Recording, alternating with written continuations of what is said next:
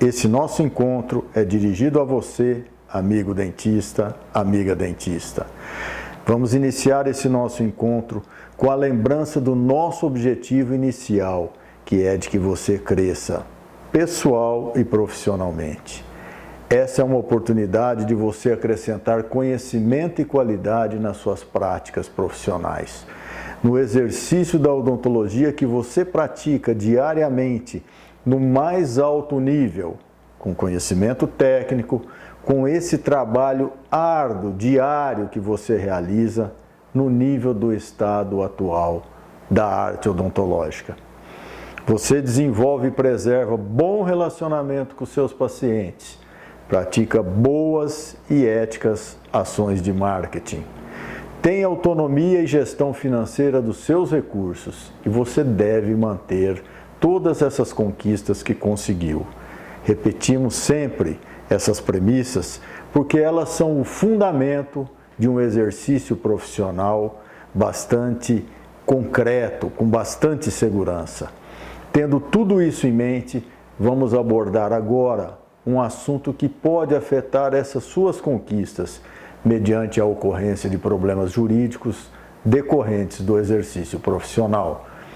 O nosso foco de hoje é um direito básico do seu paciente, que é considerado consumidor e protegido pelo Código de Defesa do Consumidor. Esse Código de Defesa do Consumidor, no seu artigo 6º, inciso 8º, prevê como direito básico do seu paciente, devidamente caracterizado como consumidor e explicado em nossos encontros anteriores. Ali está prevista a facilitação da defesa de seus direitos, inclusive com a inversão do ônus da prova a seu favor no processo civil, quando, a critério do juiz, for verossímil a alegação ou quando for ele hipossuficiente, segundo as regras ordinárias de experiências. Vamos traduzir essa linguagem jurídica para o dia a dia do exercício da odontologia. O seu paciente deve ter facilitada a defesa dos seus direitos. É a ele que se dirige essa norma que acabamos de ler. Essa é uma realidade. Ponto pacífico. A questão mais problemática de tudo isso que falamos é o que vem a seguir, inclusive com a inversão do ônus da prova a seu favor, ou seja, a favor dele, paciente. Ora, o que é isso? O que significa essa expressão, inversão do ônus da prova em favor do consumidor, paciente? Como isso afeta a vida de um profissional? Como regra geral, temos a previsão do artigo 373 do Código de Processo Civil, que determina: o ônus da prova incumbe, inciso 1º, ao autor quanto ao fato constitutivo de seu direito.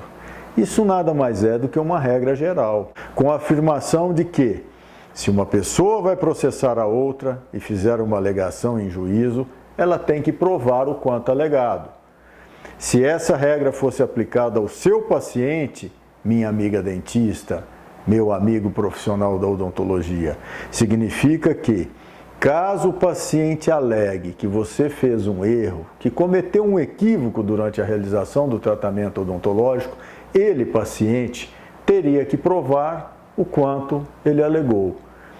Porém, na relação de consumo, o juiz, com base nesse artigo 6º, inciso 8º, pode determinar a inversão do ônus da prova a favor do paciente.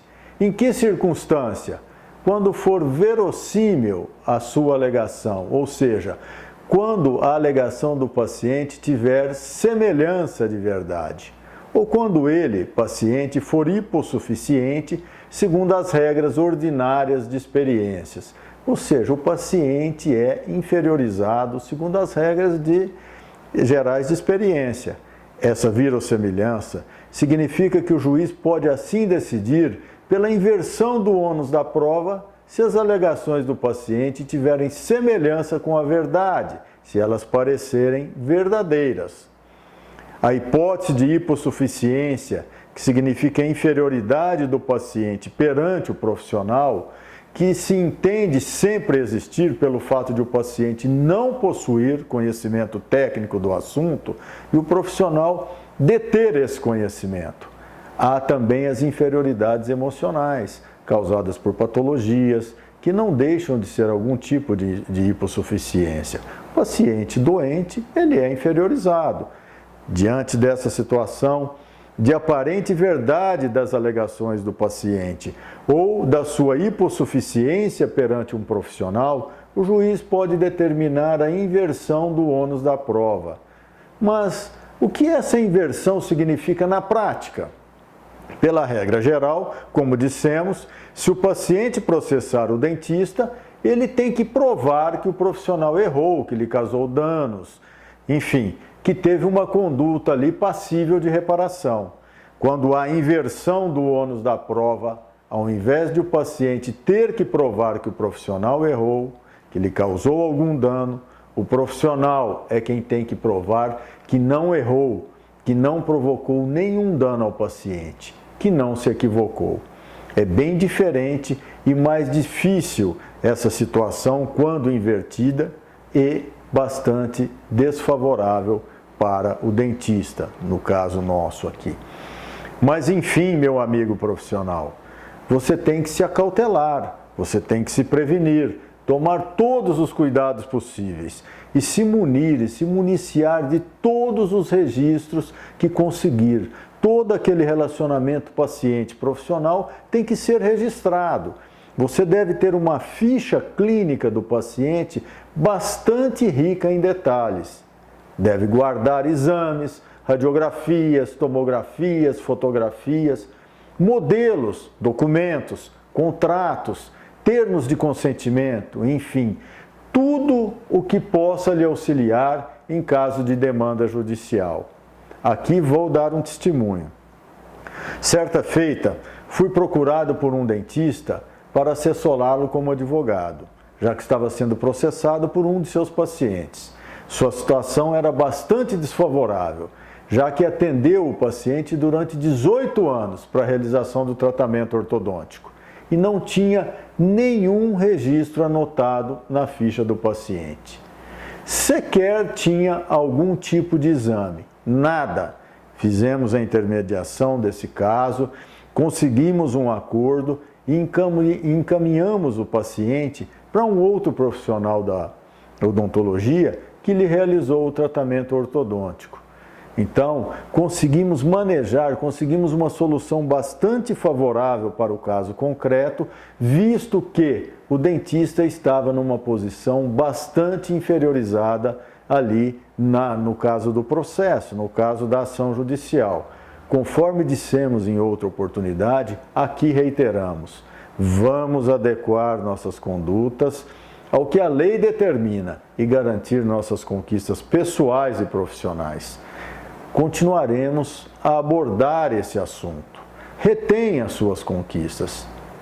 Então, você deve sempre pautar as suas condutas profissionais por segurança, pela segurança jurídica, pela segurança técnica, enfim, pelo melhor que se pode ter quando do exercício profissional. Espero vê-lo num próximo vídeo. Até uma próxima oportunidade.